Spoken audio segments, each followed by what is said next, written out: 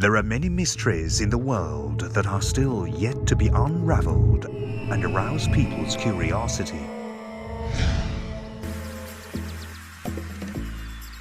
Today, 3 foreigners come to Pujiang County in Zhejiang Province, China, because there's an amazing spot here waiting for them to explore.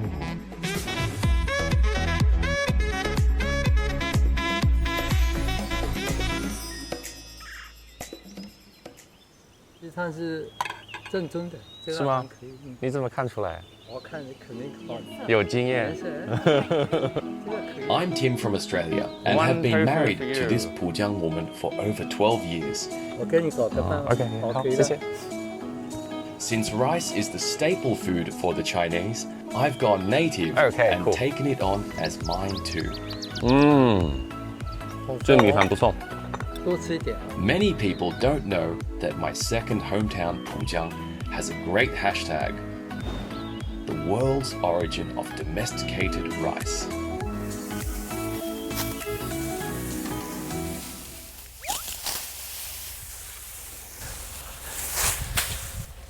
"10,000 years ago, here at Shangshan, Pujiang, the ancient Chinese started planting rice.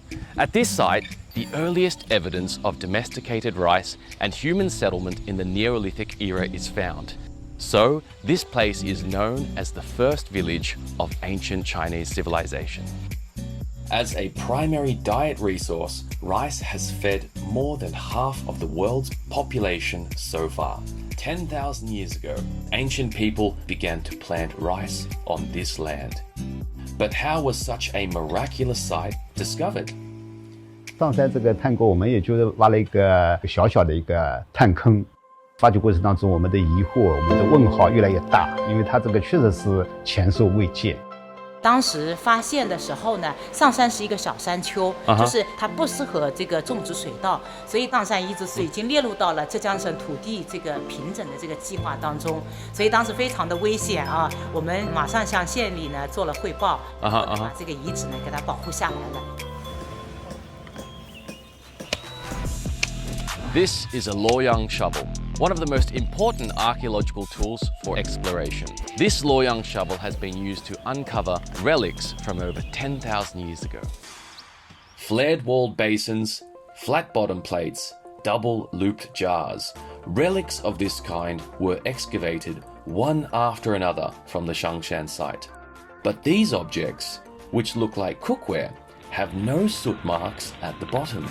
How did people use them? Stone cooking, and what's that? Well, what they think is that they used to put the stones in the fire, heat it up until red hot, and then throw them in the pot with the food. Just like so.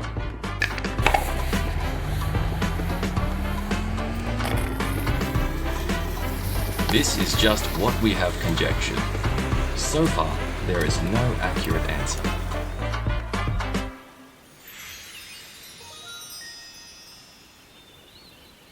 I am Eliel from the DR Congo.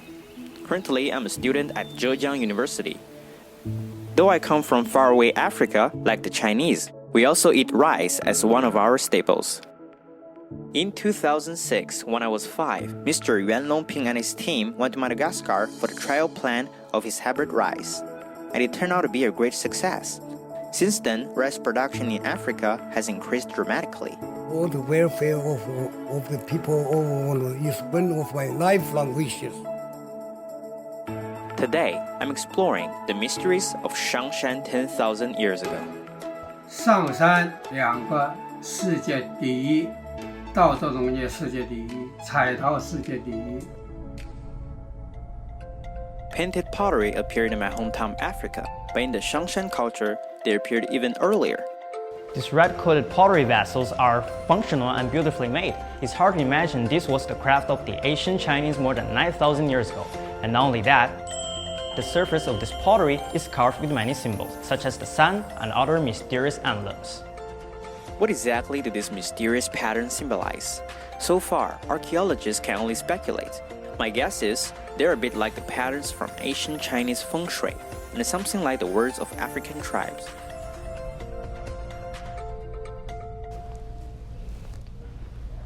If you use a magnifying glass to observe these pottery shards carefully, you will find that apart from the clay, there's something else in there. Let's take a look. Do you see it? Amid the pottery paste, you can see clearly the rice husk remains. Why did they apply rice plant to paste mixture in pottery making? We guess it may have two functions. The first one is to enhance the body of the potteries, and the other one is prevent them from cracking, when the temperature is high. But next question arises. How did the ancient Chinese get rice husks 10,000 years ago? Peel off one by hand? Of course not. Here I found two stones, a big one and a smaller one. I will show you how the ancient Chinese separated rice from husk 10,000 years ago.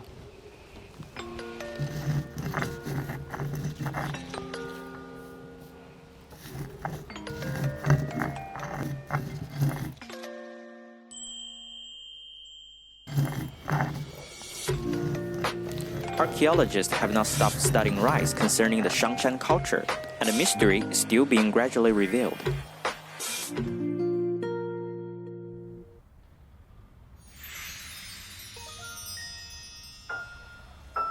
I'm Nicolas, a wine merchant from France.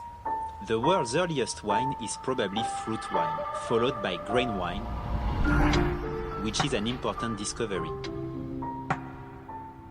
Generally, only when there was a harvest and granaries were full would the ancient Chinese use grains to make wine. Wine residue more than 9,000 years old was found at Qiaotou site of the Shangshan culture. So this place deserves the name, the world's origin of domesticated rice.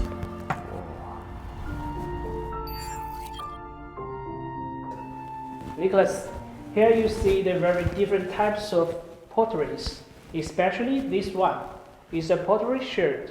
We find the ancient wine in this. So, how have you determined that wine ever appeared in the Shangshan culture? We did some chemical analysis.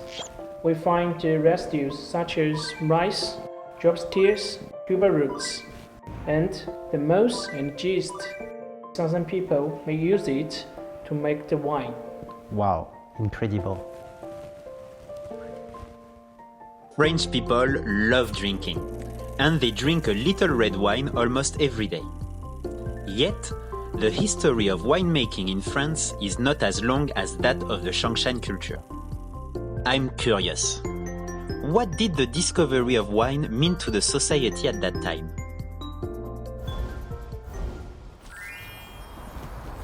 Here you see the human skeleton. Its carbonate date is aged 9,000 years. See this red jar in his hands? Some people say it was once filled with wine, and this posture was held for a sacrificial ceremony.